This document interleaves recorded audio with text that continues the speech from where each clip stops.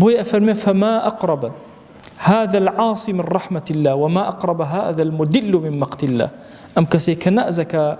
شن نزيك لو إخوالي توربي نازك بعبدايتك دور كارشون يجي كردو إتروا أزان السرزي بزميتي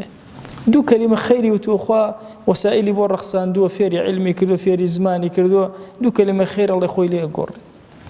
بينما أبيتر عصياني كردو خرابي كردو خوي أشارته بي عيبة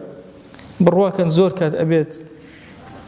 أو إنساني كوا عصيان أكا لا يخوا زور جورتر لو كساني كوا بحساب شاكا كاريان كردو بحساب لبيشون وإنسان أبي دائما أم قناغة بوردي سير كأجل نجيت بلي محاسبة هميشة شاكا كانت وها سير مكا جورك للناس بصر خوايا العياذ بالله يان جورك فخر بي من أوام كردو من إما شيء ما كردو بالدين والله إنسان شر مزارة به سيري عظمتي أو دين أكا سيري كم ترخمي خومانك يعني بير كروا للرجل قيامتها برسيار اللي بكري عبد أديت شيت كربو خزمتي الدين تو أليت شيمكن يعني سيف الله قدسك الله سيتو الله إلهي من لبر خاطري تو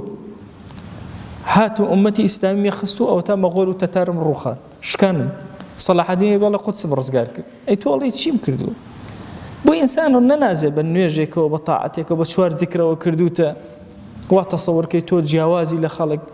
طبعا يكيد دردكاني الصحوة الإسلامية أخيراني كردستان بريتي بولا ميكا خلقي مسلمان خوي بجورة الأزاني لخ وأزاني خوي زور شاك وخلق زور خراب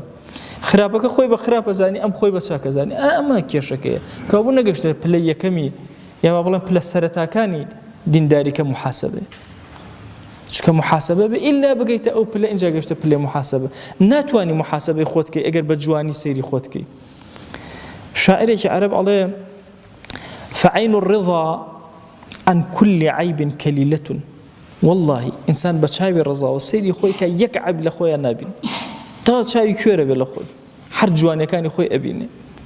كما أن عين السخط تبتي المساوي بلام أقر بتشاوي